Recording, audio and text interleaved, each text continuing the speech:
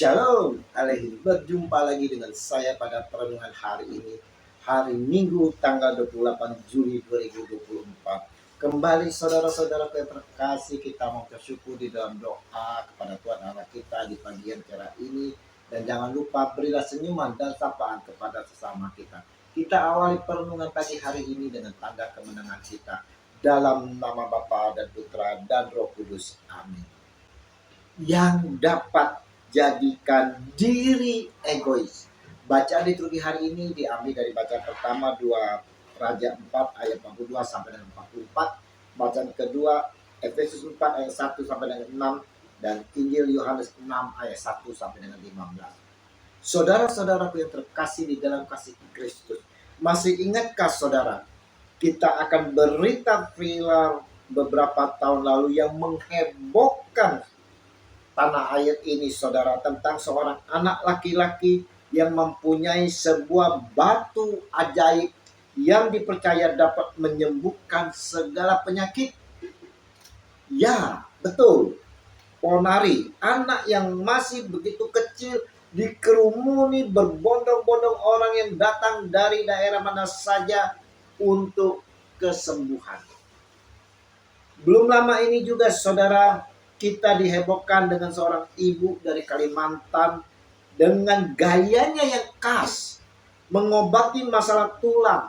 Dan ibu ini juga didatangi berbondong-bondong mereka yang bermasalah di tulang untuk disembuhkan. Injil hari ini pun kita melihat Yesus berangkat ke seberang Danau Galilea, yaitu Danau Tiberias. Orang banyak berbondong-bondong mengikuti dia karena mereka melihat mukjizat-mukjizat penyembuhan yang diadakannya terhadap orang-orang sakit. Yohanes 6 ayat 1 sampai dengan 2. Kemana saja sang baginda junjungan kita Kristus Yesus saudara, di mana dia berkarya, pastilah berbondong-bondong orang ingin bertemu, mendengarkan ajarannya, menyaksikan mukjizat kesembuhan yang dilakukan. Saat sedang mengajar dikerumuni orang, ketika Yesus memandang sekelilingnya dan melihat bahwa orang banyak berbondong-bondong datang kepadanya, berkatalah ia kepada Filipus, "Di manakah kita akan membeli roti supaya mereka ini dapat makan?" Yohanes 6 ayat 5.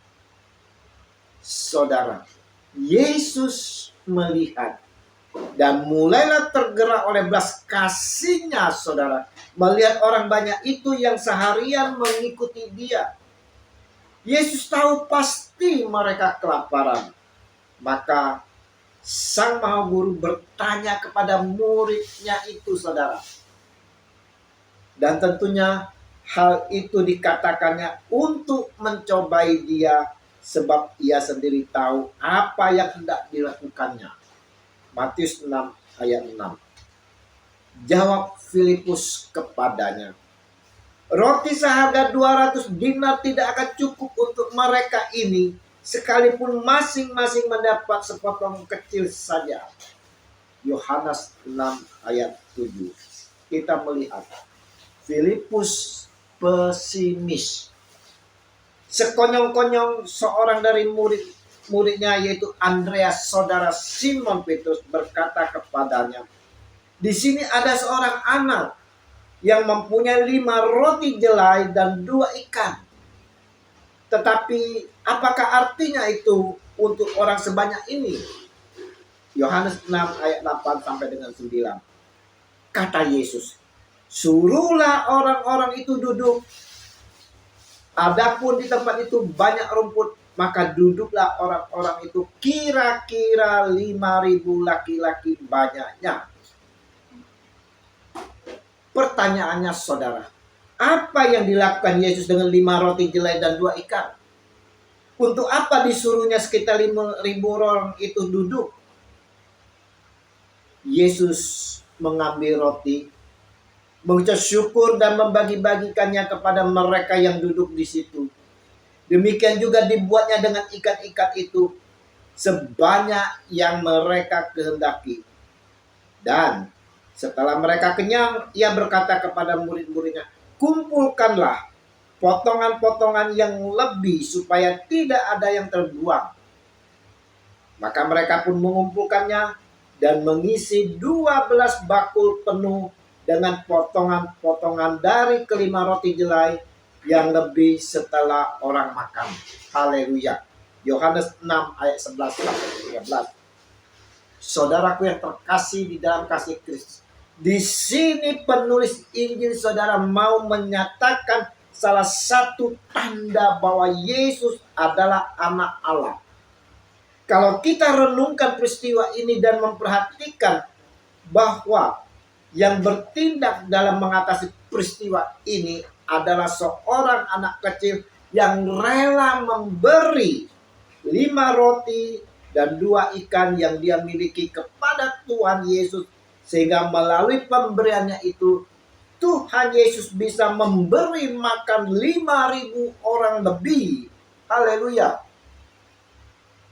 Kita bisa berpikir saudara tentang beberapa kemungkinan yang dapat terjadi yang bisa membuat anak itu tidak memberikan roti dan ikan itu kepada Tuhan Yesus.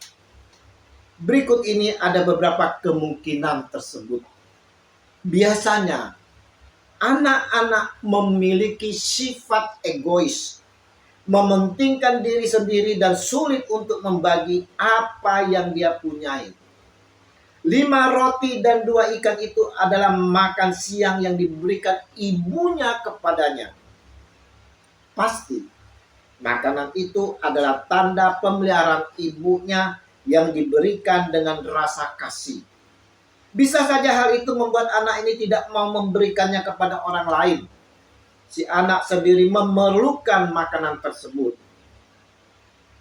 Mungkin juga saudara yang bisa membuat anak itu tidak mau memberikan roti dan ikan miliknya kepada Tuhan Yesus. Sebab dia memiliki hanyalah 5 roti dan 2 ikan. Yang hadir pada saat itu kira-kira 5.000 orang. Tidak mungkin cukup untuk orang sebanyak itu. Andreas sendiri berkata kepada Tuhan Yesus, apakah artinya itu untuk orang sebanyak ini? Kemungkinan yang lain ialah bahwa anak ini hanya mempunyai roti jelai, yaitu roti yang dibuat dari tepung jelai, yaitu sejenis padi-padian yang lebih murah dari gandum dan biasanya dikonsumsi oleh orang miskin. Jadi, bisa saja saudara anak itu tidak mau memberikan roti dan ikan itu karena malu. Karena malu saudara makanannya tidak memadai.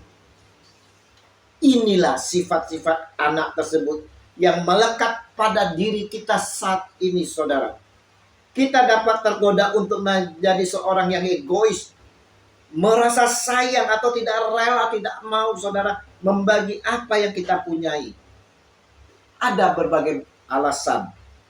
Yang pertama, karena yang kita punyai merupakan pemberian dari seorang yang sangat kita hormati.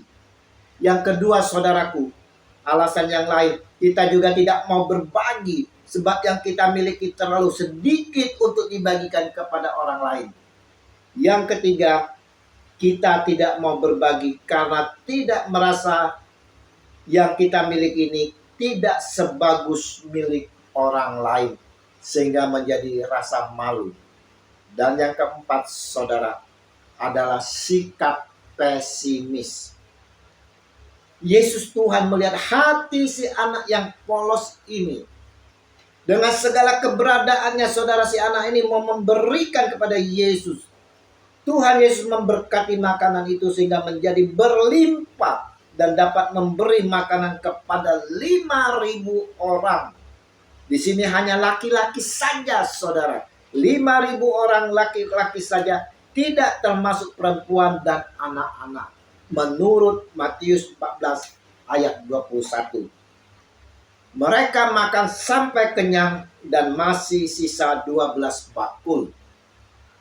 Injil hari ini mau mengajak kita semua agar dapat meneladani si anak kecil, mau menyerahkan kepada Yesus apapun yang ada pada kita. Dan Dia, Tuhan kita Yesus Kristus, akan menggunakannya untuk menolong orang lain. Seberapapun yang kita miliki saudara saat ini, Tuhan Yesus akan mencukupi, bahkan berlebih, jika kita mau dengan penuh kerelaan mempersembahkan kepada Tuhan Yesus. Biarlah dengan kehidupan kita yang seadanya ini, yang kita mau persembahkan kepada Tuhan Allah kita, agar dapat menjadi berkat bagi orang lain. Dan memberilah dengan sukacita. Kemuliaan kepada Bapa dan Putra dan Roh Kudus, seperti pada permulaan, sekarang, selalu, dan sepanjang segala abad. Amin. Dalam nama Bapa dan Putra dan Roh Kudus. Amin. Selamat berhari Minggu. Mari kita persiapkan hati bersama keluarga untuk menyambut Tuhan kita di dalam pesta perjamuan Ekaristi. Dan terimalah perutusan, karena kita diutus. Shalom. Alaikum.